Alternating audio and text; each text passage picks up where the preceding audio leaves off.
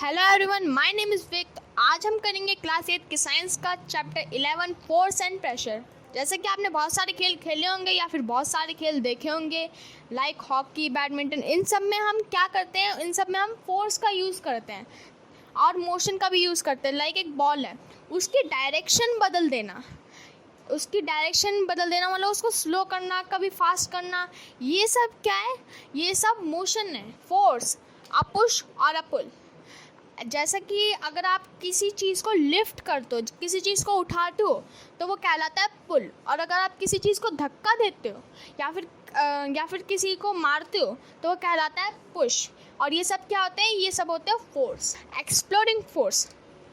चलिए आज हम फोर्स को ट्राई करके देखते हैं कि कैसे फोर्स को हम ट्राई करते हैं। लाइक दो लड़के हैं, एक लड़का इधर राइट हैंड साइड में, एक लड़का लेफ्ट हैंड साइड में, दोनों एक ही ऑब्जेक्ट को अपोजिट साइड से पुश कर रहे हैं। तो जो फोर्स कम लगाएगा वो हार जाएगा और जो फोर्स ज़्यादा लगाएगा वो जीत जाएगा। तो यही होता है फोर्स का मतलब हम अपनी स्ट्रेंथ, हमारी जो पावर होती है, हम एक ही ऑब्जेक्ट पर लगा देते हैं, उस पर पूरा फोकस करते हैं, वही होता है हमारा फोर्स। और इस मेथड से हम फोर्स को महसूस कर सकते हैं कि देखो, अगर आप किसी चीज़ को उठाओगे, उसको उछालोगे, ये फोर्स हो रहा है, वो ऊपर की तरफ जा रहा है आपके हैंड की पावर की वजह से। आप उसको फोर्स दे रहे हो तभी वो ऊपर जा रहा है। A force can change the state of motion. जो फोर्स है वो कैसे स्टेट ऑफ मोशन को चेंज कर सकता है। जैसे कि एक बॉल है, ठीक है, एक फुटबॉल प्लेयर है, उसने अपने पैर से जो बॉल है ऑब्जेक्ट, उसकी मोशन को बदल दिया, मतलब उसकी डायरेक्शन, जहाँ वो चल रहा है सीधा सीधा मोशन में, उसकी डायरेक्शन को बदल दिया और दूसरी डायरेक्शन में ले गए। तो ये होती है फोर्स की मदद से स्टेट ऑफ मोशन को चेंज कर देना। उसकी स्पीड, उसकी स्लो, ये सब मोशन में आता है और उसी को चेंज कर देना फोर्स की मदद। Force can change the state of motion.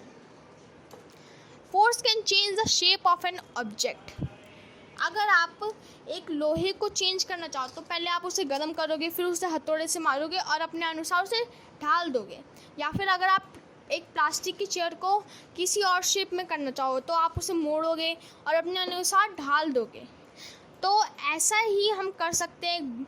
जैसे एक बैटमैन ने एक बॉल को मारा, ठीक है, उसने बहुत ज़्यादा फोर्स का इस्तेमाल किया और उसका बैट टूट गया। तो उसने फोर्स का इस्तेमाल करके अपने बैट को खुद तोड़ दिया। तो जैसे एक हॉकी प्लेयर है, उसका ध्यान नहीं गया और उसने बॉल की जगह उसकी ज़मीन हॉकी स्टिक मारी, तो मतलब उसकी जो हॉकी स्टिक है वो टूट गई। यही होता है फोर्स, जिससे हम किसी भी चीज़ को अपने अनुसार तोड़ सकते हैं और उसे जोड़ भी सकते हैं। अब जोड़ कर सकते हैं, अगर एक प्लास्टिक है वो इतनी आसानी से टूटता नहीं है, उसको हम मोड़ सकते हैं और जो दूसरा ऑब्जेक्ट है उसके साथ हम उसे जोड़ सकते हैं। हाँ, कॉन्टैक्ट फोर्स क्या होता है? आप अगर किसी से लड़ाई करने जाते हो, आप किसी से लड़ाई करोगे, मुक्के मारोगे, लाते मारोगे, फिर अपनी स्ट्रेंथ का यूज़ करोगे, अपनी मसल्स का यूज़ करोगे उसको बीट करने के लिए, उसे मारने के लिए। यही कहता है कॉन्टैक्ट फोर्स, यही कहलाता है कॉन्टैक्ट फोर्स। फ्रिक्शन, अगर आप किसी भी ऑब्जेक्ट की स्टेट ऑफ मोशन मतलब जिस डायरेक्शन में वो चल रहा है, उस डायरेक्शन को हम स्टेट ऑफ मोशन कहते हैं। और उसकी स्टेट ऑफ मोशन को चेंज कर देना, उसको हम कहते हैं फ्रिक्शन। नॉन कॉन्टैक्ट फोर्स, अब नॉन कॉन्टैक्ट फोर्स में आता है magnetic force, electrostatic force, gravitational force, etcetera. तो जो मैग्नेटिक फोर्स होता है, अगर आप एस और एन को मिलाओगे तो वो मिल जाएगा, मतलब साउथ और नॉर्थ को मिलाओगे तो वो मिल जाएगा। लेकिन अगर आप साउथ और साउथ को मिलाओगे तो मैग्नेट वो नहीं मिलेगा और वो उससे दूर जा रहा है। हम उसे खुद से दूर कर नहीं रहे, वो अपने आप दूर जा रहा है। इसी को हम कहते हैं नॉन कॉन्टैक्ट फोर्स। मतलब फोर्स भी नहीं लगाया और एस और एन, नॉर्थ और साउथ अट्रैक्ट हो गए, और फोर्स भी नहीं लगाया और एस और एस, मतलब साउथ और साउथ दूर हो गए।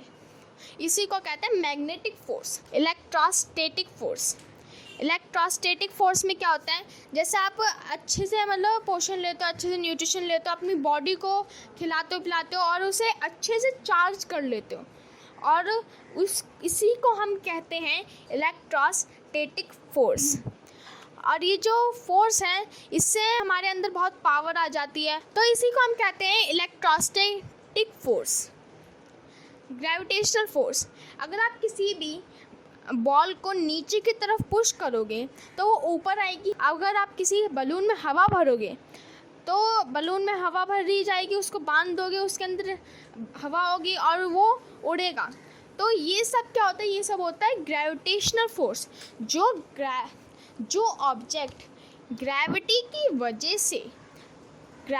वजह से चल रहा है, घूम रहा है या फिर कोई भी डायरेक्शन में जा रहा है, उस फोर्स को हम ग्रेविटेशनल फोर्स कहते हैं।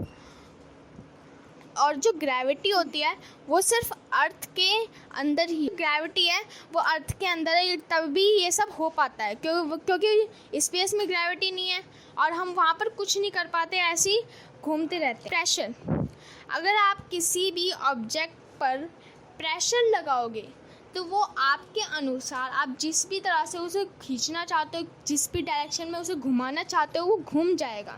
लाइक एक बोल्ट है बहुत सालों से और वो उसमें जंग लगा हुआ है, वो खुलता नहीं है, तो अगर आप उसमें औजार का इस्तेमाल करोगे या फिर हैंड से ही खोलने की ट्राई करोगे तो बहुत प्रेशर लगाओगे तभी वो खुलेगा। और इसी को हम कहते हैं प्रेशर लगाना। प्रेशर की मदद से किसी भी ऑब्जेक्ट को अपने अनुसार ढाल देना। Pressure exerted by liquids and gases, अगर आप किसी बलून में हवा भरोगे तो उसमें आप मुंह की मदद से प्रेशर लगा रहे हो बलून के अंदर और उसमें गैस जा रही है।